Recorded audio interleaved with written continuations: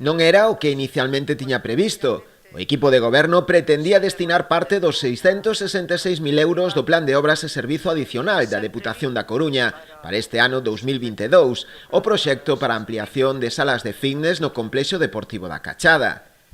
O rexeitamento ata en dúas ocasións da proposta por parte da oposición fixo cambiar de criterio o grupo de goberno, que agora propuxo destinar o importe correspondente a gasto corrente. Non é a proposta que nós quixéramos sacar adiante, de feito, celebráronse 2 plenos con anterior a este de outra maneira.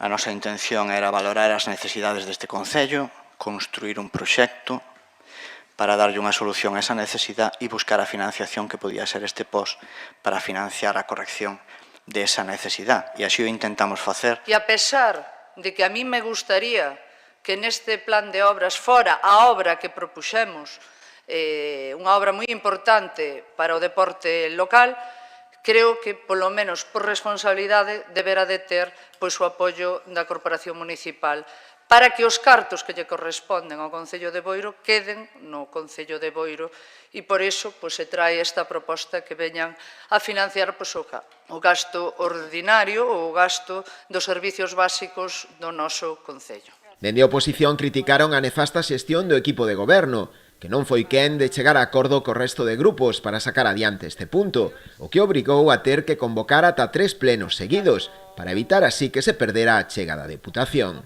Este pleno, que ven hoxe aquí, é o terceiro pleno en 12 días.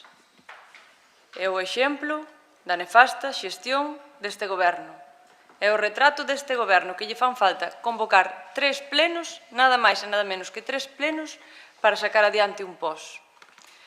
Pois algo de autocrítica digo eu que tamén terán que facer. E nos acusan a nós e os malos somos nós. Non, mire, o Partido Popular xa lle dixo que non veíamos ese proxecto.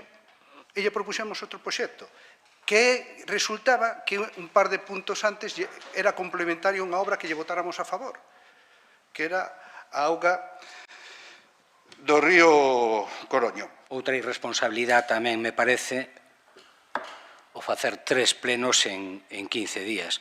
Ou moitos cartos ten o Axuntamento, que se así é, me gustaría que todos estes cartos destes plenos se donaran, eu que sei, se me ocurre, non sei, para material escolar das familias que son necesitadas. O punto saiu finalmente adiante cos votos a favor do Partido Socialista, Boiro Novo, Non Adscritos e Bloque Nacionalista Galego, e as abstencións do Partido Popular e Iniciativa Cidadá de Boiro.